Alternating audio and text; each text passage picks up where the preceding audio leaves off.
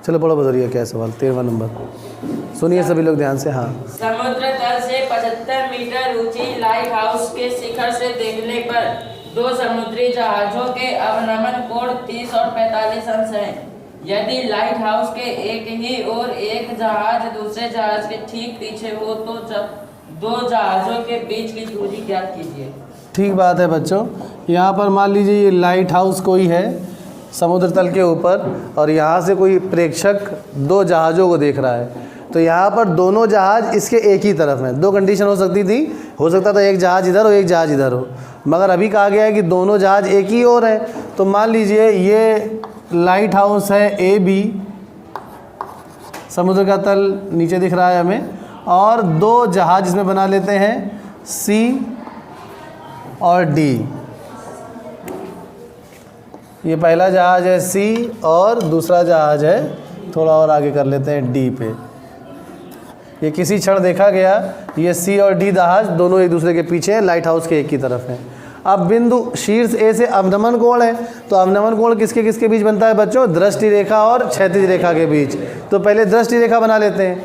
ए से ऑब्जर्वर देख रहा है जहाज सी को, तो ये ए सी हो गई दृष्टि रेखा, और एसी दृष्टि रेखा है। अब यहाँ पर क्षैतिज रेखा पहले से नहीं बनी है, तो हमें क्षैतिज रेखा बनानी होगी। तो यहाँ से बिंदु ए से एक लाइन ऐसे खींच देते हैं पृथ्वी के समांतर, तो ये हो गई क्षैतिज रेखा। और अवनमन कोण कितना दिया गया है पहले जहाज को देखने पर?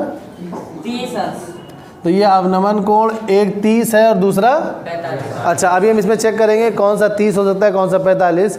पहले अवनमन कोण बना लेते हैं, जिसमें आपको भी समझ में आएगा कि 30 और 45 कौन सा लेना चाहिए हमें। एक अवनमन कोण 30 अंश है बच्चों, दूसरा है 45 अंश। अब देखिए ज़रा, जैसे हम बिंदु बी से पीछे हटेंगे तो ये वाले कोण बढ़ेंगे कि घटेंगे? बढ़ेंगे नहीं, घटेंगे। देखिए 90 है, थोड़ा और पीछे जाएंगे तो ये कोण घटते घटते चले जाएंगे। तो अब इन दोनों में से बड़ा वाला ये 45 होगा और ये 30 होगा, तो मतलब ये अवनमन कोण ये है 45 अंश और ये छोटा वाला ये अवनमन कोण है 30 अंश। और एक ही समय में बच्चों उन्नयन और अवनमन कोण बराबर होते हैं। आप इस तरह से भी समझ सकते हैं कि दो समांतर रेखाएं हैं, एक तिर्यक रेखा इनको काट रही है, तो अगर ये कोण 45 है तो ये भी 45 होगा।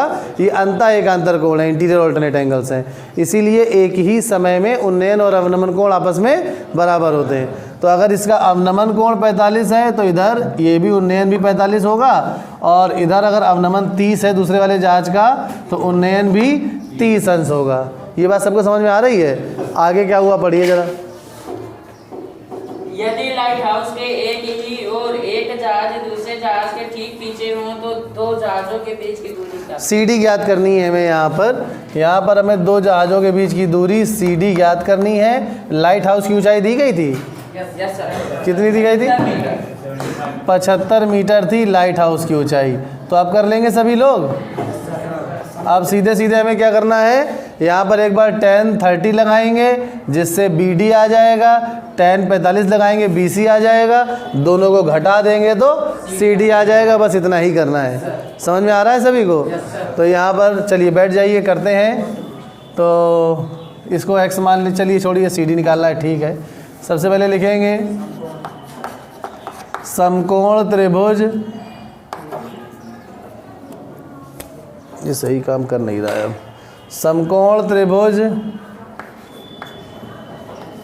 ADB में, ADB दिख रहा है सभी को? देखिए, अच्छा सब गलत लिख दिया, ABD लिखना चाहिए था, समकोण का मान बीच में होना चाहिए। तो समकोण त्रिभुज ABD में पहले tan 30 लगा लेते हैं। तो tan 30 क्या हो जाएगा? tan 30 हो गया AB, 30 अंश के लिए AB लंब है और आधार है BD, तो AB बटे BD। AB tan 30 का मान 1/√3 बराबर AB 75 है और BD हमें ज्ञात करना है, तिर्यक गुणा कर लेंगे तो BD बराबर आ जाएगा 75√3 मीटर। अब बिल्कुल इसी प्रकार से हम समकोण त्रिभुज ABC की बात करेंगे, तो लिखेंगे समकोण त्रिभुज ABC में इसमें देखिए tan 45 अप्लाई करते हैं, तो tan 45 बराबर 45 अंश के लिए अब की बार AB लंब है और आधार है BC। tan 45 का मान 1 होता है, AB 75 दिया गया है और BC हमें ज्ञात करना है। तो ये गुणा करेंगे तो BC बराबर आ जाएगा 75 मीटर। और अब हमें दोनों जहाज़ों के बीच की दूरी CD ज्ञात करनी है, क्योंकि C और D पे ही दोनों जहाज़ स्थित हैं। तो अगर हमें CD निकालनी है बच्चों, तो कैसे निकालेंगे? BD माइनस BC करने से CD आ जाएगा। तो CD बराबर BD बच्चों है कितना? 75 अंडर रूट 3 माइनस 75। रूट 3 का मान दिया गया है। चलिए तो 75 कॉमन ले लेंगे, अंडर रूट 3 माइनस 1 मीटर, यही आंसर हो गया। अगर रूट 3 का मान दिया जाता तो यहाँ पे रख के 1 से घटा के 75 से गुणा करके दशमलव में उत्तर लिख देते। समझ में आ गया सभी को? चलिए नोट कर लीजिए।